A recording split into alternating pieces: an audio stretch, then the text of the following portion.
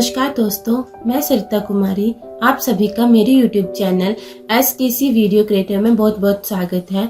आज मैं आप सभी को MA हिंदी के प्रथम सेमेस्टर की पुस्तक आधुनिक हिंदी नाटक एवं उपन्यास पेपर के महत्वपूर्ण प्रश्न बताऊंगी। ऐसी और एजुकेशनल वीडियोस के लिए कृपया करके मेरे चैनल को सब्सक्राइब कर लें और उसके साथ जो बेल नोटिफिकेशन आइकन है उसके ऊपर क्लिक करके मेरी आने वाली वीडियोस की नोटिफिकेशंस को एक्टिव कर लें। यदि आपको मेरा वीडियो पसंद आता है तो इसे लाइक व शेयर करना ना भूलें। जैसे कि मैंने आपको बताया कि आज मैं आप सभी को MA हिंदी के प्रथम सेमेस्टर की पुस्तक आधुनिक हिंदी नाटक एवं उपन्यास पेपर के महत्वपूर्ण प्रश्न बताऊंगी। तो वे महत्वपूर्ण प्रश्न इस प्रकार से हैं। तो इसमें हमें 2 नाटक और 2 उपन्यास हैं, जिसमें स्कंदगुप्त जयशंकर प्रसाद जी का नाटक है, आधे अधूरे मोहन राकेश जी का नाटक है, गोदान प्रेमचंद जी का उपन्यास है, मैला आंचल फणीश्वर नाथ रेणु जी का एक आंचलिक उपन्यास है। जिसमें स्कंदगुप्त जी के महत्वपूर्ण प्रश्न इस प्रकार से हैं। इसका पहला प्रश्न है, भारतीय अतीत गौरव एवं राष्ट्रीयता की दृष्टि से स्कंदगुप्त नाटक का महत्व स्पष्ट कीजिए। अथवा स्कंदगुप्त में नाटककार प्रसाद का उद्देश्य क्या रहा है, स्पष्ट कीजिए। इसका अगला प्रश्न है, स्कंदगुप्त की चारित्रिक विशेषताओं पर प्रकाश डालिए। अथवा स्कंदगुप्त नाटक के नायक की चारित्रिक विशेषताओं का उद्घाटन कीजिए।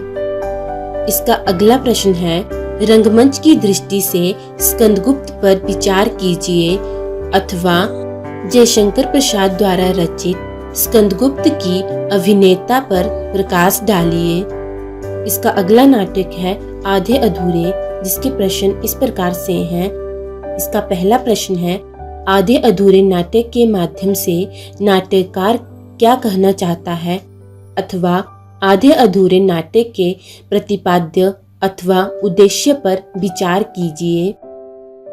इसका अगला प्रश्न है, आधे अधूरे समकालीन रंगमंच का अत्यंत संजीव और प्रयोगशील नाटक सिद्ध हुआ है।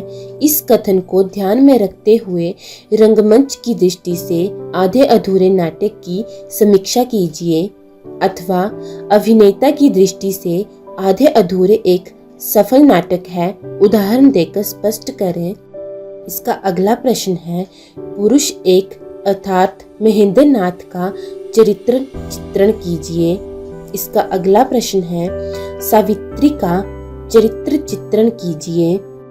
इसका अगला उपन्यास है गोदान, जिसके महत्वपूर्ण प्रश्न है। इसका पहला प्रश्न है, गोदान के आधार पर मुंशी प्रेमचंद की भाषा शैली पर प्रकाश डालिए। अथवा गोदान उपन्यास के कला पक्ष का विवेचन कीजिए। इसका अगला प्रश्न है, महाकाव्यात्मक उपन्यास की परिकल्पना के औचित्य की समीक्षा करते हुए बताइए कि गोदान को महाकाव्यात्मक उपन्यास कहा जा सकता है अथवा नहीं। अथवा महाकाव्यात्मक उपन्यास के मूल तत्वों की विवेचना करते हुए बताइए कि क्या गोदान महाकाव्यात्मक उपन्यास कहा जा सकता है। इसका अगला प्रश्न है, गोदान कृषक जीवन का महाकाव्य है, इस कथन की विवेचना कीजिए। इसका अगला प्रश्न है, प्रेमचंद ने नायक की परंपरागत छवि को बदला है, होरी की चारित्रिक विशेषताओं के आधार पर इस कथन पर प्रकाश डालिए। अथवा गोदान के होरी की चारित्रिक विशेषताएं लिखिए। इसका अगला प्रश्न है, गोदान के स्त्री पात्र धनिया पर प्रकाश डालिए। अथवा धनिया की चारित्रिक विशेषताओं पर प्रकाश डालिए। इसका अगला प्रश्न है, गोदान की संवाद योजना पर विवेचनात्मक निबंध लिखिए। इसका अगला प्रश्न है, गोदान के आधार पर प्रेमचंद की यथार्थवादी कला चेतना पर प्रकाश डालिए। अथवा यथार्थवाद के आधार पर गोदान का मूल्यांकन कीजिए। इसका अगला उपन्यास है मैला आंचल, जिसका पहला प्रश्न है, आंचलिकता उपन्यास की दृष्टि से मैला आंचल की समीक्षा कीजिए।